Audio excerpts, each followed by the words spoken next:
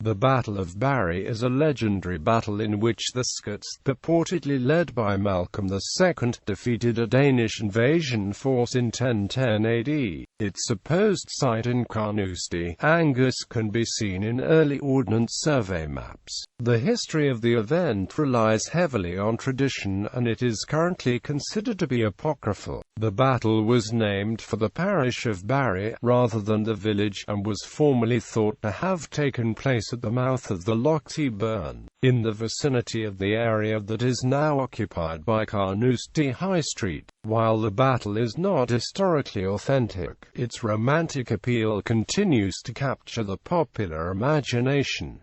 Account of battle. The account of the battle was first recorded by 16th-century Scots historian Hector Boyce. Boyce informs us that Sweno, king of Denmark and England, unhappy with news of his army's defeat at Mortlake, ordered a naval task force to set sail for Scotland. Part of the force was to sail from Denmark, and the rest from the Thames, both under the command of Camus. According to the legendary account, the army camped at St. Abb's Head for several days before sailing north, landing at Lunand Bay in Angus.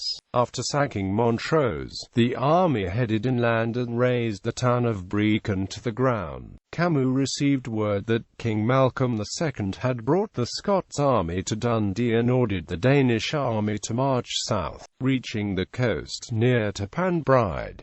The Scots army set camp at Barry, 2 miles to the west. The two sides met and fought in the vicinity of the Lochty burn, near where Carnoustie town centre now lies. The fighting is said to have been so fierce that the Lochty burn ran red with the blood of the fallen. Seeing that the battle was lost, Camus fled to the hills pursued by Robert de Keith, who caught up with and slew him at Braedowney, where, it is said, the Camus cross was erected in memory of him. Afterwards, King Malcolm is said to have dipped his fingers in Camus' blood and ran them along the top of Robert's shield, thus creating the red and gold striped design still used today in the Keith coat of arms.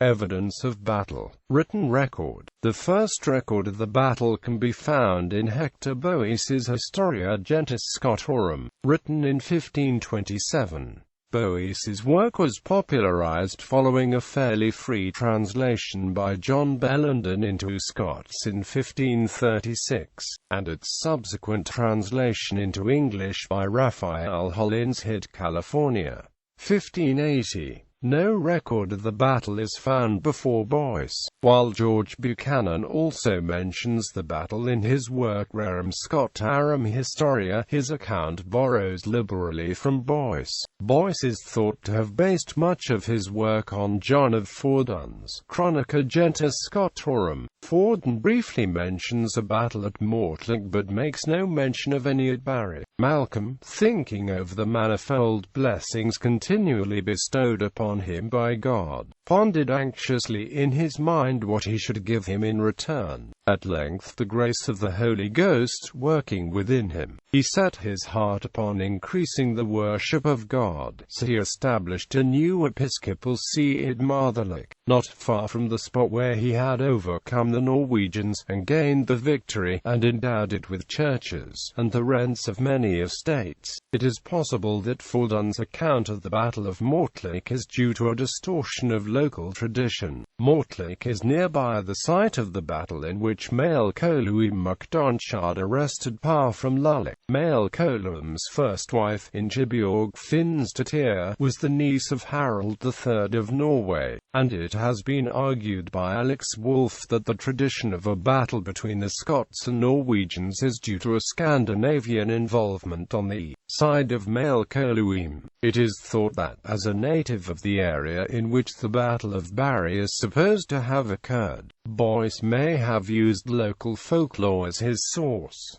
Boyce is no longer regarded as a credible historical source. In some versions of the story, Camus and his army camped prior to the battle at a location previously known as Norway-Dykes, near Kirkyard, to the north of Carnoustie, and a battle took place the day after the feast day of St. Brigid. For example, Gordon quotes Robert in Mull from his De Antiquitate Gentis Scotorum, about 8 miles from Brecon, at Carbodo, a place belongs to the Earl of Crawford, are to be seen the vestiges of a Danish camp, fortified with a rampart and ditch, and vulgarly called Norway Dykes, near which is the village of Panbridge, where anciently was a church dedicated to St. Brigid, because on that saint's day which preceded the battle, Camus, general of the Danes, pitched his camp there. This places the battle on the 2nd of February, St. Brigid's Day being the 1st of February. Archaeological evidence.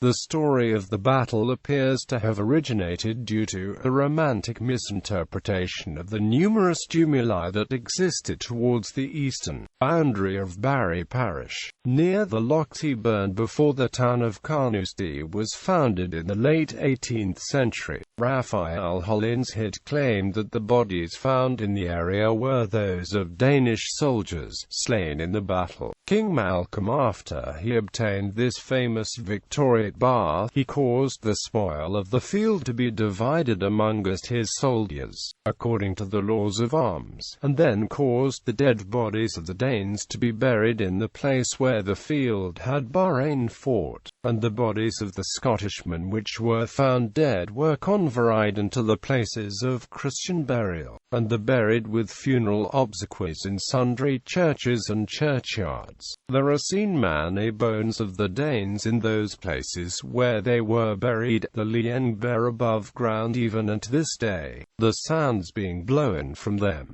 Doubt was cast on this by Robert Dixon in 1878, when he pointed out that, while relatively high-status goods were found in some of the graves disinterred during early building work in Carnoustie, there was a lack of weapons. He also talked of the apparent presence of female skeletons. Subsequent finds pointed to the area being a domestic Pictish long-cis cemetery, including the remains of a female aged between 40 and 50 with osteoarthritis, who apparently died of tuberculosis.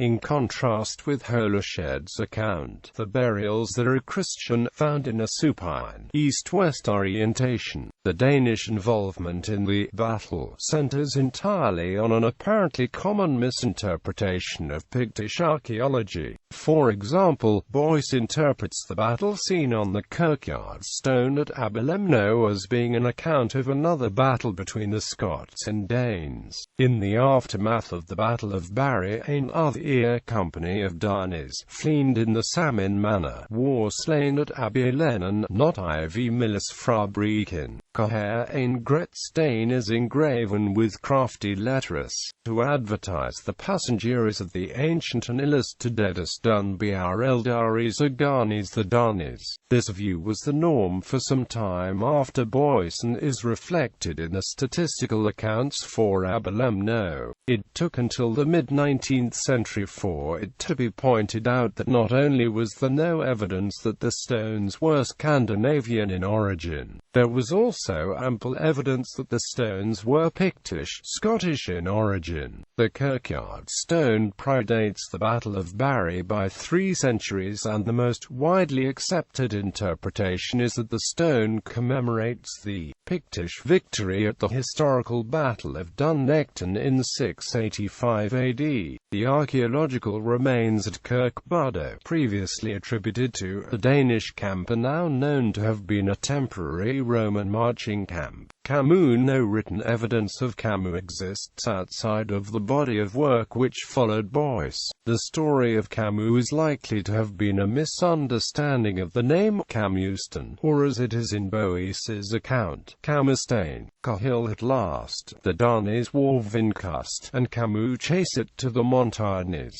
The Scottish follow it on him with sick fury, that he was finally slain. Insignia erof, the place where he was slain, is Calat Yit, Carnoustie. Carnoustie no longer exists as a village, but for location see for example the 1794 map by Ainsley. The Carnoustie cross, once thought to mark the place of Camus' death, is now thought to be a late Pictish era monument, dating from the 10th century. It should be noted that Camus is not recognizable as a Scandinavian name, and that there are earlier variants of the place name, e.g. Cambys Town, as it is called in documents from 1425 to 6, which has a Celtic etymology. A burial disinterred near the Carnoustie cross was attributed by Moore as being the body of Camus. 9 years after I wrote that treatise, a plough turning up the ground discovered a sepulchre, believed to be that of Camus, enclosed with 4 great stones. Here a huge skeleton was dug up, supposed to have been the body of Camus. It appeared to have received its death by a wound on the back part of the head, seeing a considerable part of the skull was cut away, and probably by the stroke of a sword. Little information of the burial exists, but goods found in the cist were kept at Brecon Castle. These were sketched by Jervis and are typical of Bronze Age artifacts, found fairly commonly in the area.